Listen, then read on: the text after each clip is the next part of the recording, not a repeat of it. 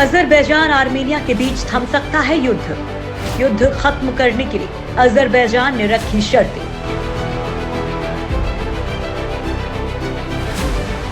Armenia और Azerbaijan के बीच लगातार भीषण जंग जारी है। दोनों ही एक दूसरे पर युद्ध को भड़काने का आरोप लगा रहे हैं। दोनों तरफ से नागरिक ठिकानों को भी निशाना बनाया गया है। इस युद्ध में रूस जैसी महाशक्तियों के शामिल होने के खतरे को देखते हुए दोनों से शांति के साथ विवाद के निपटारे की अपील की जा रही है। लेकिन दोनों देशों ने संयुक्त राष्ट्र सुरक्षा परिषद के युद्ध विराम के आग्रह को भी दरकिनार कर दिया है। इस बढ़ते तनाव के बीच नाटो के सहयोगी देश फ्रांस और तुर्की ने भी नाराजगी जाहिर की है। नागोर्नो काराबाख के क्षेत्र पर कब्जे को लेकर दोनों देश एक दूसरे पर गोलाबारी करते रहे हैं। लेकिन अब युद्ध खत्म करने के लिए अजरबैजान ने आर्मेनिया के सामने 3 शर्तें रखी हैं। लेकिन ये शर्तें ऐसी हैं जिसे मानने को कोई भी तैयार नहीं होगा, वो भी ऐसे युद्ध के माहौल में। अजरबैजान का कहना है कि अगर आर्मेनिया इन शर्तों को स्वीकार कर लेता है तो वो युद्ध बंद कर देगी।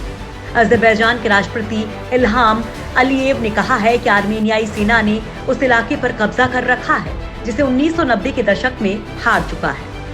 आर्मेनिया जानबूझकर युद्ध भड़का रहा है। अगर आर्मेनियाई सेना तुरंत हमारे इलाके से पीछे हटती है, पूरी तरह से वापसी की समय सीमा बताती है और जो कुछ किया है उसके लिए माफी मांगती है, तो हम युद्ध खत्म करने को तैयार हैं। अभी कुछ ऐसी शर्तें हैं जिसका पूरा होना नामुमकिन है, क्योंकि जिन इलाकों के लिए लड़ाई हो रही है वो सालों से विवादित इलाका है। दोनों उस इलाके के पीछे ही लड़ते हैं। ऐसे में आर्मेनिया उस इलाके पर अपना कब्जा छोड़ देगा, ऐसा नहीं लगता।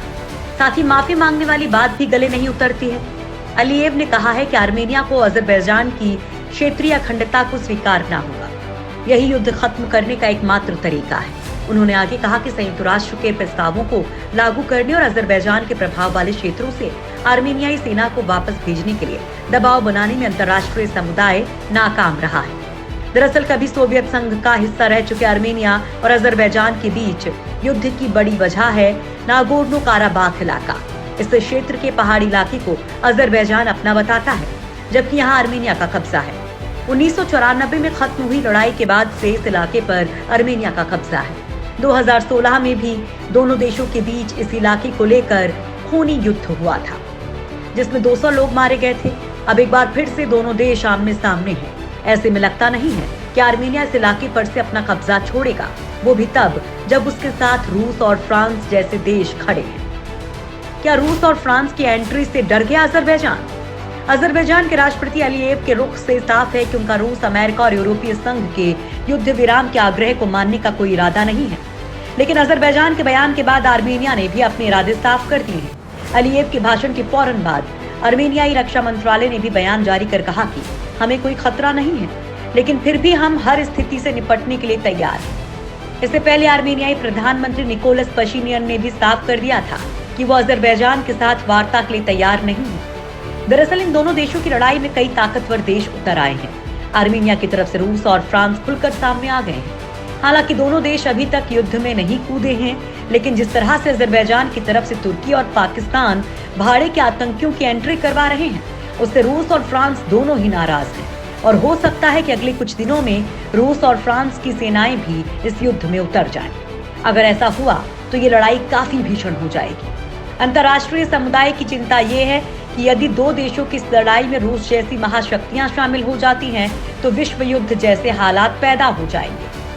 अमेरिका समेत कई देशों ने आर्मेनिया और अजरबैजान से युद्ध समाप्त करने की अपील की है, लेकिन दोनों देश किसी की भी नहीं सुन रहे हैं। दिन बीतने के साथ ही लड़ाई और भयानक रूप लेती जा रही है।